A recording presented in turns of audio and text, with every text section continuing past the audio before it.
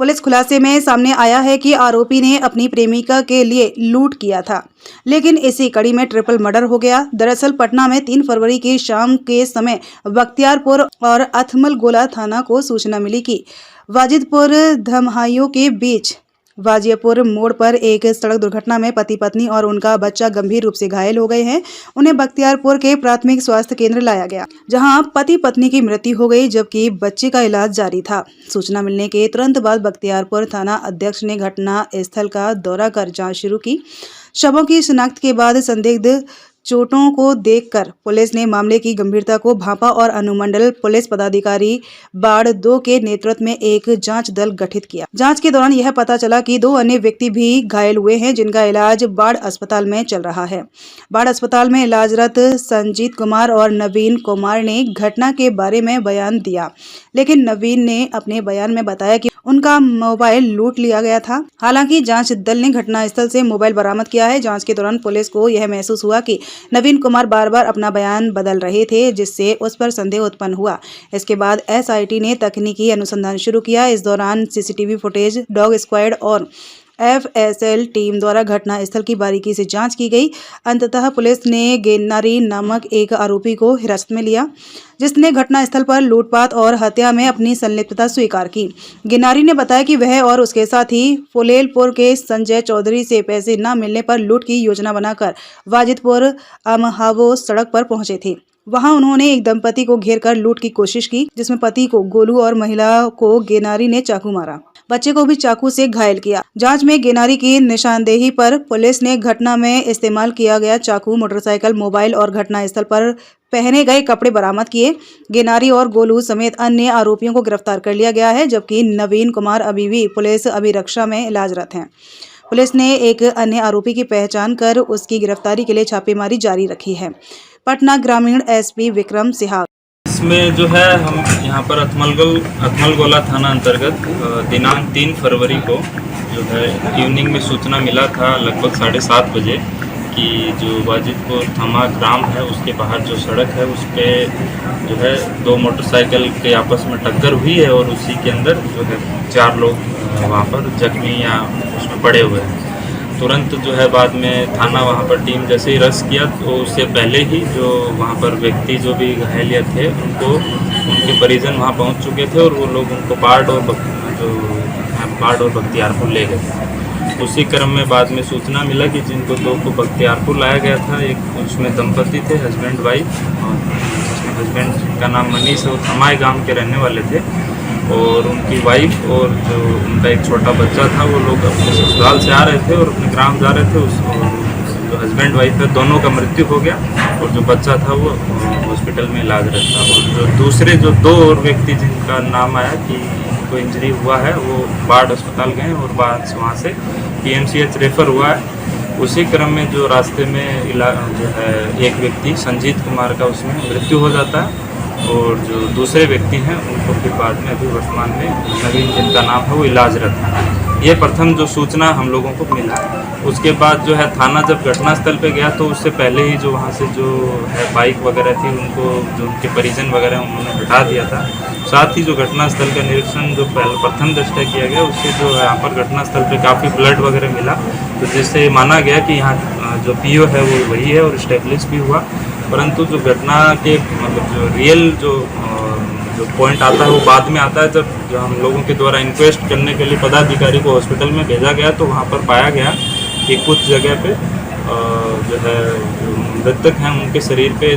Sharp object से cut के निशान हैं। उसी क्रम में हम लोगों के द्वारा भी छानबीन किया गया। अनुमंडल फिर पुलिस पदाधिकारी पार्ट 2 द्वारा भी फिर घटनास्थल का निरीक्षण किया गया और फिर पूरा मौका मुआयना करने के बाद इसमें पूरी रात्रि जो है हम लोगों की टीम उस जो 3 तारीख की रात है काम करती रही और फिर हम लोगों के द्वारा कंक्लूड किया गया कि ये रोड एक्सीडेंट नहीं है, ये एक हत्या का मामला है। उसके बाद FSL की टीम और जो सभी अन्य वरीय पदाधिकारी उनके द्वारा भी घटनास्थल का निरीक्षण किया गया। उसके बाद जो है हम लोगों के द्वारा जो एक व्यक्ति, क्योंकि इसमें ऑलरेडी वहाँ पर इंजर्ड नवीन थे, उनसे हम लोगों के द्वारा पूछताछ करने का प्रयास किया गया। तो उनके द्वारा पहले बोला गया कि मेरे साथ लूट हो रहा था और उसी क्रम में ये सब हुआ है, परंतु जब हम लोग घटनास्थल जो निरीक्षण है उसके क्रम में हम लोगों के द्वारा उनका मोबाइल रिकवर कर लिया गया। तो प्रथम दृष्टया ये मामला सामने नहीं आया कि उनके साथ लूट हुआ है। फिर उसके बाद लगातार उनसे हम लोग पूछताछ का प्रयास कर रहे थे, परंतु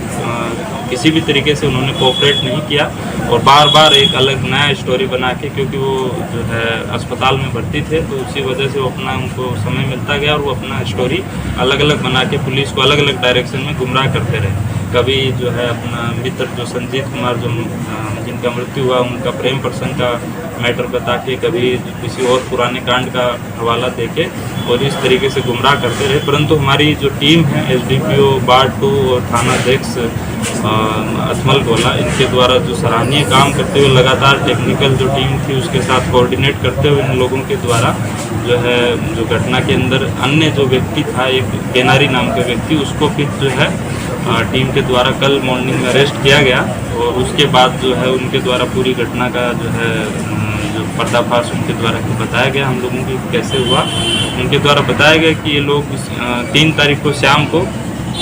लगभग 5 बजे जो है यहीं पर फुलेलपुर ग्राम से निकले थे और फिर बाद में किसी एक व्यक्ति को इनके द्वारा जो है इनके पैसे की ज़रूरत थी और उसी के लिए उन लोग ये चारों लोग जो एक मृतक, एक जो घायल है अस्पताल में ये और एक जो जिनको हम लोगों ने पकड़ा और एक जो अभी फरार है, ये 4 लोग मिलके किसी एक व्यक्ति के साथ और एक जो इनका पहले से मित्र था जिसको ऑलरेडी हम लोग जेल भेज चुके हैं चंद्रभूषण, वो लोग जो है ये इन लोगों के द्वारा एक व्यक्ति को धमकाया गया और उससे पैसे की मांग की गई, जिससे पहले से पैसे का विवाद चल रहा। उसके बाद ये लोग वहाँ से निकले और उसको चाकू वगैरह इन लोगों ने दिखाया था जिसकी पुष्टि भी बाद में हुई। उसके बाद ये लोग वहाँ से निकले हैं और उसके बाद जो है इनका जो मृतक संजीत है उसकी जो महिला मित्र है उसका लगातार उसको फ़ोन आया और उसके बाद उनके द्वारा बताया गया कि जो है हम लोग उसके शादी वगैरह करना चाह रहे हैं। ये लोग आपस में जो इन लोगों ने डिसाइड किया कि हम लोग उनको सपोर्ट करेंगे फाइनेंशियली और जैसे भी होता है और आज ही हम ये सारा काम कर देंगे और उसी के लिए ये लोग फिर निकले। परंतु इन लोगों के पास क्योंकि जिससे ये लोग पैसा मांगना गए थे उसने भी पैसा नहीं दिया तो इन लोगों को और कोई जो है ऑप्शन नहीं था, तो ये लोग रोड पे आए और उसी क्रम में जो एक दंपति ये जो जा रहे थे उससे इन लोगों ने जो है